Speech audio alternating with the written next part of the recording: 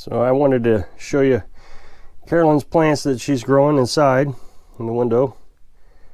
So we got green beans here. We got some tomatoes. Look at those green beans. They're as tall as my hand now. Got tomatoes. I forget what that is there. Don't know. Watermelon. And these are still sprouting out. Spinach. So coming along good. Temperature's warming up. I'm not really sure when we're supposed to transplant these, but we got her the greenhouse now. She'll be able to take them out into the greenhouse. So this is Carolyn's greenhouse. I showed you this a while back when she set it up. But she got some stuff growing in it now. So I thought I'd bring you in here. Now this cucumber, she took off a cucumber seed or something. She made it from an actual cucumber. So I thought that was kind of neat. And she's got some beans there. And our little once a week trip to Dollar General to get ice cream. And I think these are radishes. So that's all springing up in here inside the greenhouse. I'll show you the buckets. We got these black buckets in here. This holds in, absorbs sunlight and heats up during the day because it's black. Throughout the night, it kind of keeps it warm in here. So I'm going to fill the water tank again today. It's just pretty much my routine now. It's come down here, start the generator every other day. In the summertime, I'll do it every day. I told you why, because we're going to use the water tank as kind of our air conditioner. But for now, we'll just do it every other day. And I think that saves gas on the generator. Because when you start the generator, I think it takes more gas to kind of warm the generator up. Whereas if you just start it every other day, and it runs longer because you got to fill more water, it runs longer, I think it actually uses less gas because it warms up and you're not starting and stopping. I don't know, it just seems like it. I could be wrong, but it just seems like it does. I know when you start and stop your car engine, it uses more gas than just leaving it running for several minutes. So I wanted to talk to you about the batteries just for a few seconds. I've mentioned I was having to run the generator quite a bit over the winter, and I don't like that. So I wasn't sure if my batteries were going bad or if it was just the cold weather sapping the battery energy, which I was pretty sure was the case. What happens when, just like in your car, I've said this before, when it gets cold, every battery, it doesn't matter what kind of battery you got, lithium ion, lead acid, AMGs, whatever you got, they all get sapped in the cold weather. Cold weather just really takes it out of them. Now when we lived here in the camper, we lived in the camper for several years. It was always warm in the camper, but that's where the battery is. So we never had to deal with the cold. I mean, we did a little bit last year, but not a lot. It was only cold for a couple months because we moved from the camper into the house. And I didn't have a lot of batteries. So I just assumed that the batteries were going bad. And I ended up adding more over the last summer, as you know. But now I got like 7 batteries, and it was still kind of a struggle in the wintertime, keeping those batteries charged through the night. And we just don't use a lot of energy, so I thought, man, 7 batteries. Now, when we were living in the camper, I would run the generator before we got the solar panels, 4 hours in the morning, 4 hours in the evening, with 1 battery. And it always lasted us. Never had a problem. Now we got the solar panels. They don't always charge very well. Try to imagine, you fill a bucket of water and it's got a hole in the bottom. Well, as you're trying to fill the bucket, the water's running down the bottom. Well, it's the same thing when you're living off solar panels.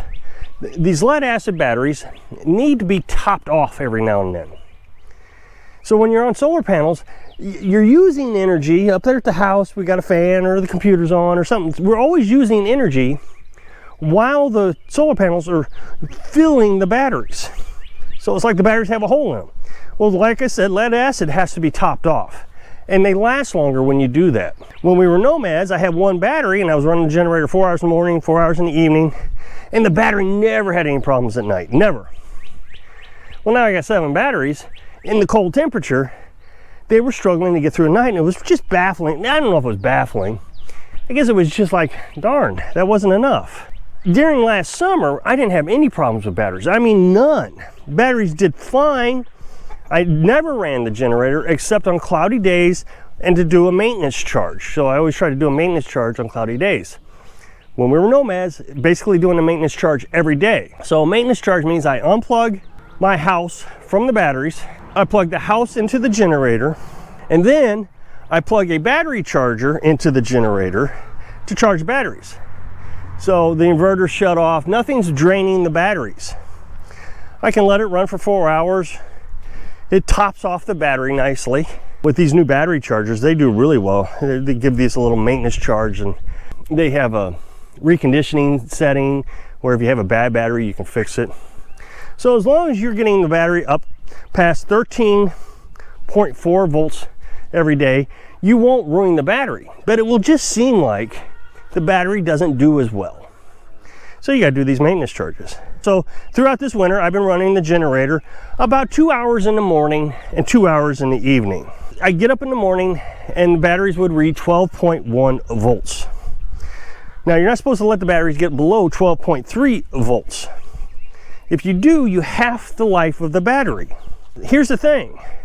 Even though I was running it low, down to 12.1, I wasn't seeing a degradation of the batteries. They seem to be doing fine, other than I just couldn't get through the night without getting below 12.3. I just lived with it in hopes that it was the cold temperatures that was causing my problem and it wasn't ruining the batteries. The day before yesterday, I ran the battery charger on the generator for 2 hours. So that took me from, because remember, the days are starting to get longer. So I used to start the generator at 5 o'clock and let it run to 7. Well, that night, I started it probably 6 o'clock, 6:30, and let it run for an hour.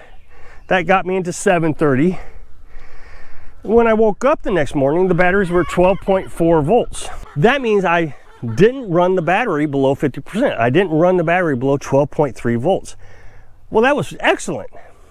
That also told me my batteries were not ruined, that I hadn't hurt my batteries throughout the winter, because every morning I get up, it was 12.1 volts, which had me concerned I was ruining the batteries. But last night it proved that it can maintain a charge throughout the night and still run the refrigerator. And now the other thing is we ran that fan that blows hot air from the house into the water tank.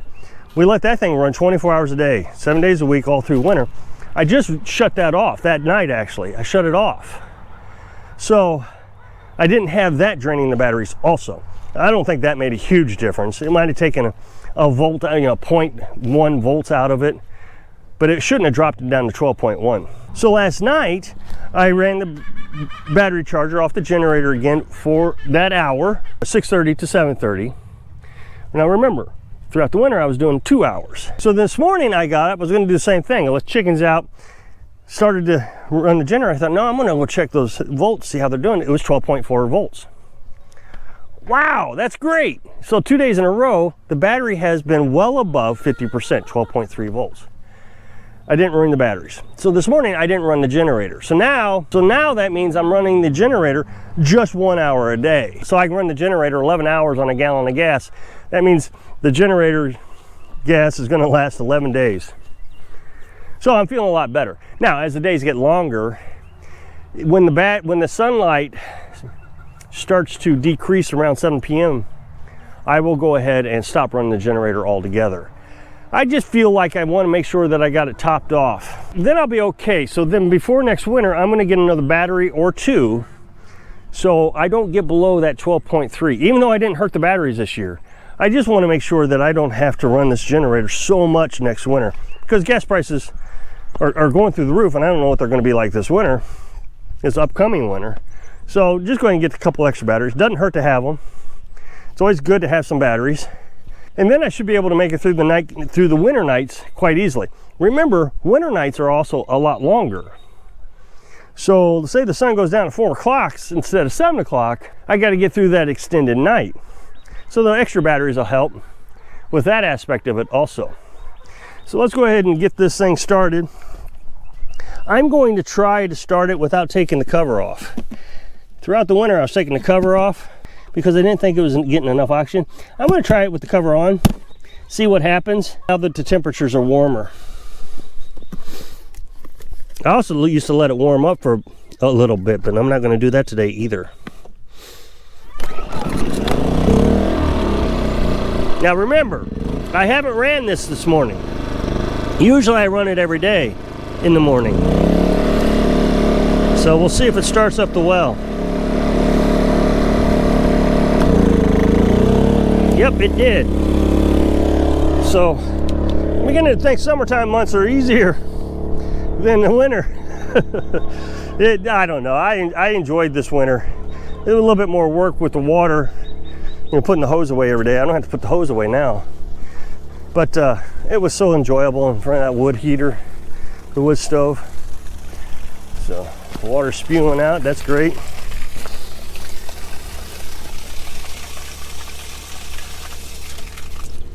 Somebody said I should get one of these flexible hoses. And I tried that before. One of those hoses that, I don't know, they get real small and they kind of shrink up. The problem with those hoses is that, first of all, I can't put my filters on it. I'd have to cut the hose in order to get my filters onto it. And with those flexible hoses, I'm not sure how to do that. The other problem is this is an RV hose. There's no transfer of chemicals with RV hoses. They're designed to be able to drink right out of the hose, whereas all the other hoses have chemicals in them that are kind of dangerous. And it's not going to kill you the one time drinking it, but over time it would. Now, everybody's going to say, I thought you had a Berkey. I do have a Berkey, but we don't use Berkey water for coffee. I mean, I guess we could. It would just wear that out faster. But the only reason I want to use the Berkey is to remove bacteria, not so much chemicals. If you'll check out this other channel, I'd really appreciate it. This up next box to take you over to the other channel, get a little humor. I hope I can inspire you to look forward to each season when you're living your dream. Thanks for watching.